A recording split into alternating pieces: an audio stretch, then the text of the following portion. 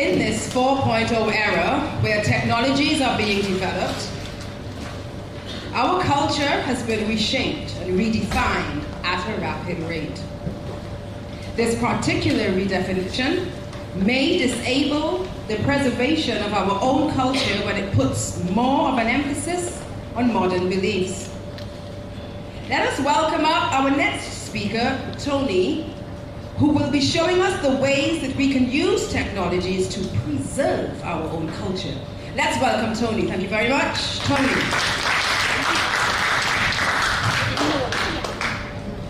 Good evening, ladies and gentlemen. Xin chào tất cả mọi người. At the age of 15, there was a young boy who stood up between two choices, either going abroad, studying in a new country, or stay here and study in Vietnam. On that 10th holiday, while he was wandering around Nguyễn Huệ Boulevard, watching all the flowers on the flower street, he realized this weird-looking piece of cloth. In his mind, what the heck is this? At that point, he decided to stay in Vietnam. He wanted to learn more about history. Whatsoever thought that this is the traditional culture. Vietnamese dress called áo dài should be worn with trousers and pants, not this fashion trend called áo dài made of áo dài worn with skirts. He took his first research in the revolution of áo dài and he knew that he was wrong. The evolution of áo dài has made a rapid change through time in history. Before the 20th century, there was wearing áo tứ thân or áo bà ba, a typical Vietnamese traditional dress that you can now see it in the southern or northern of Vietnam.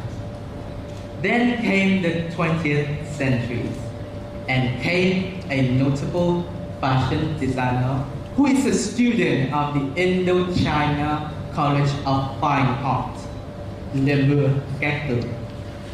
He introduced a new form of áo dài that has a lot of Western influences on the arms, on the neck, and changed a lot of things.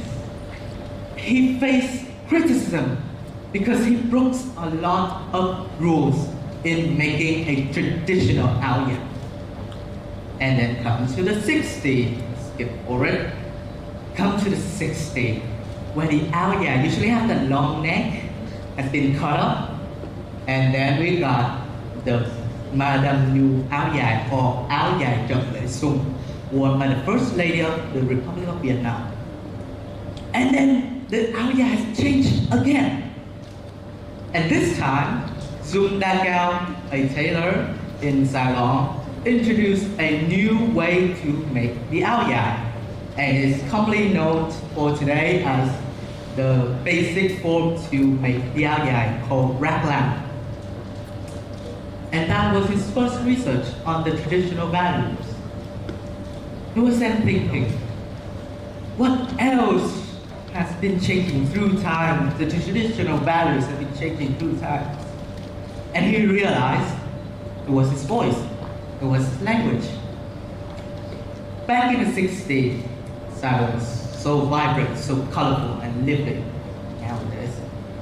But a lot of Western music genre was introduced into Vietnam. We got the rock and roll, the jazz, etc., etc.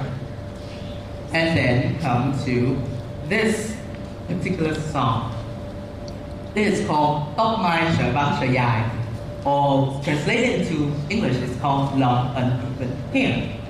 And at the very last line of this song, tóc mai sợi băng sợi dài, lấy nhau chặt đặng, thương hoài ngàn năm.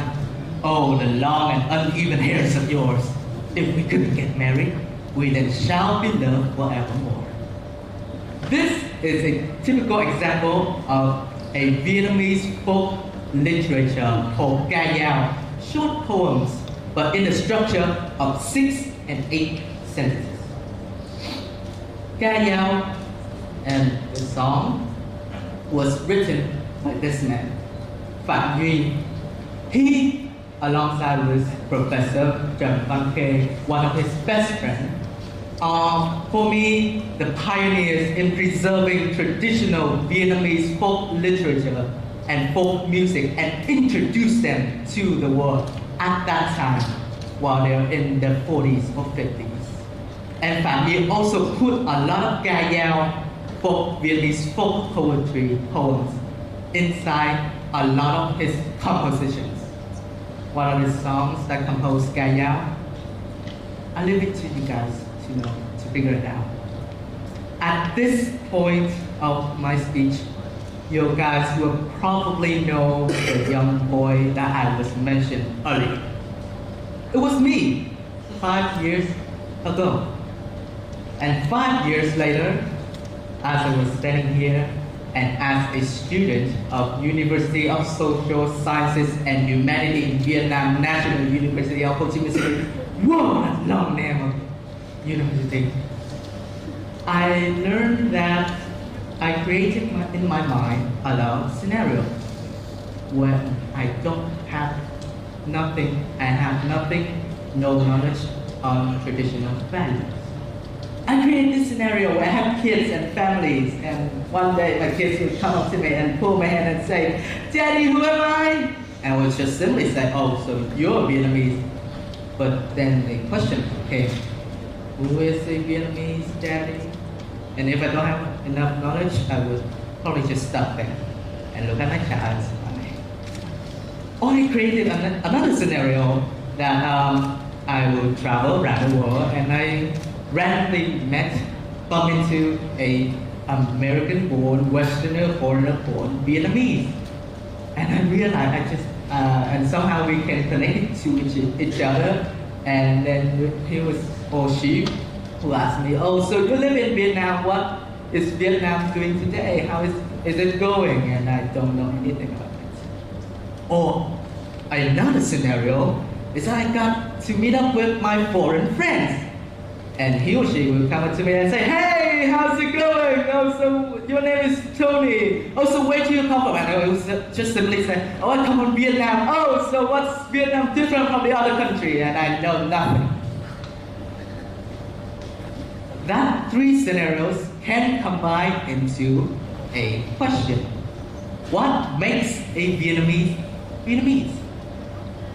And I still don't have enough information to answer this question, but I can help you guys and for myself to find a way to solve this question. First, this is all my suggestions on how we preserve and redefine, reshape our traditional culture. First, please have deep researches on the subject that you want to preserve and redefine. And I can guarantee that if you have enough knowledge, enough information about the traditional values, you will know that this is not Chinese. It looks like Chinese. It's written in Chinese character. Even Chinese can know that there's something about it. It's really similar. But this is a remark in the evolution of Vietnamese writing system. And I probably assume that your parents might not know this either. What is this? I will leave it to your curiosity to find the answer. I'm not telling you guys today. Reshaping, redefining traditional culture has a lot of success, and failures. And it's proven in history that many young people redefine traditional culture has failed. Taking this example from Cải Lương, a traditional performing arts usually really popular in the southern Vietnam, and it contains Western and Eastern influences all mixed together. This is a play, or just two images, of a play called Tô Ánh Nguyệt, composed by Trần Hữu Trang. On the left, the main character, the woman, was played by people's artist lately. The man was people artist Mbu. There was the traditional version back in 1984, and it portrayed a woman who suffered from inequality at that time in the society of Vietnam in the early 20th century. But the right version, played by Trấn Thành, the famous Vietnamese host, was probably more of a comedy rather than a tragic. He displayed the woman, the main character of Tuấn Nguyệt, really different, and I still don't know what words I can describe it, but for me, it's terrible.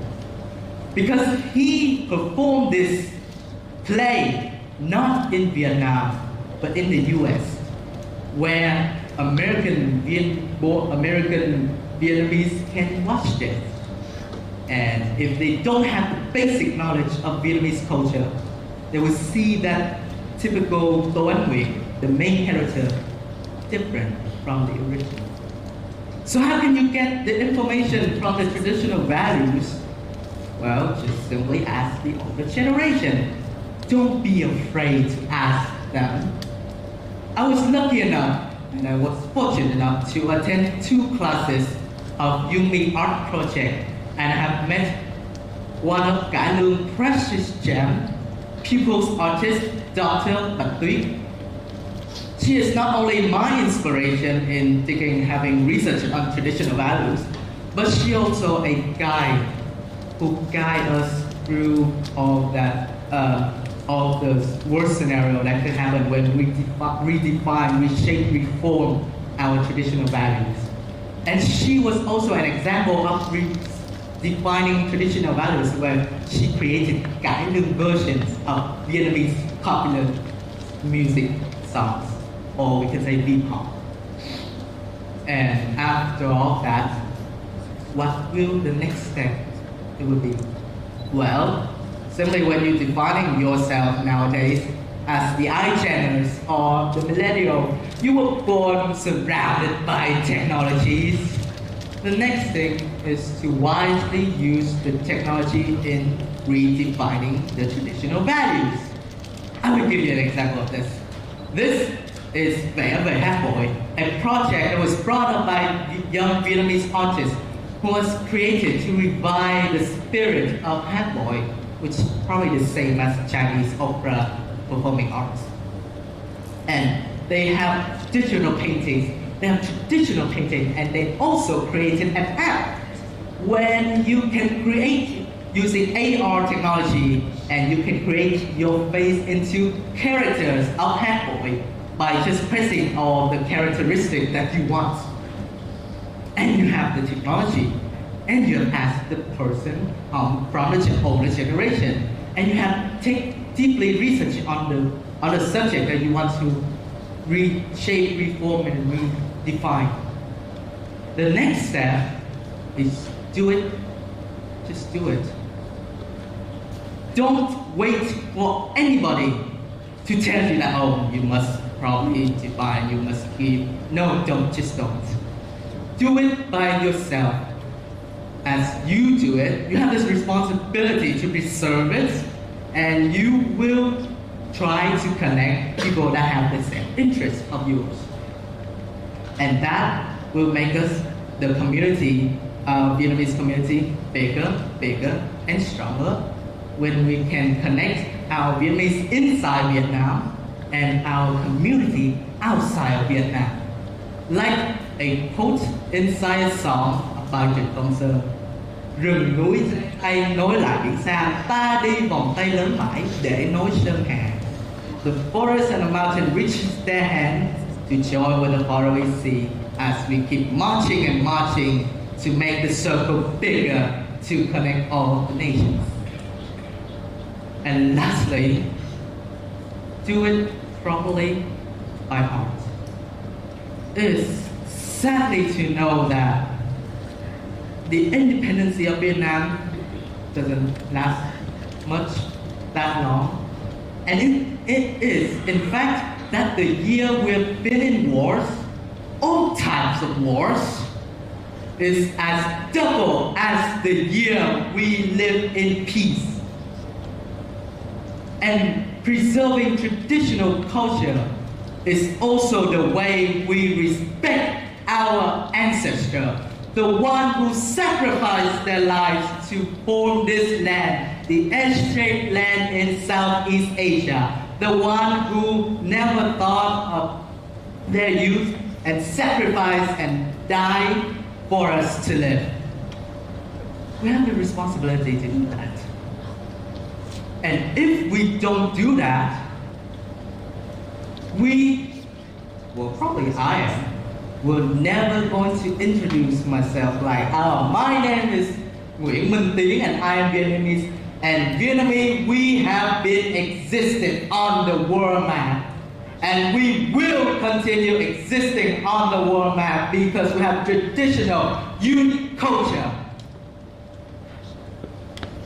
So, up to this point of my speech, if you're still wondering, what did he say, what does he just say, how can I preserve it, the traditional culture, you probably might ask yourself. I can give you a suggestion, which is a message that Phạm Nhi has sent in the very beginning of his song, the song of love, tình ca. Tôi yêu tiếng nước tôi từ khi mới ra đời người ơi. I love my native tongue since the day I was born, my dear. Thank you. Xin cảm ơn.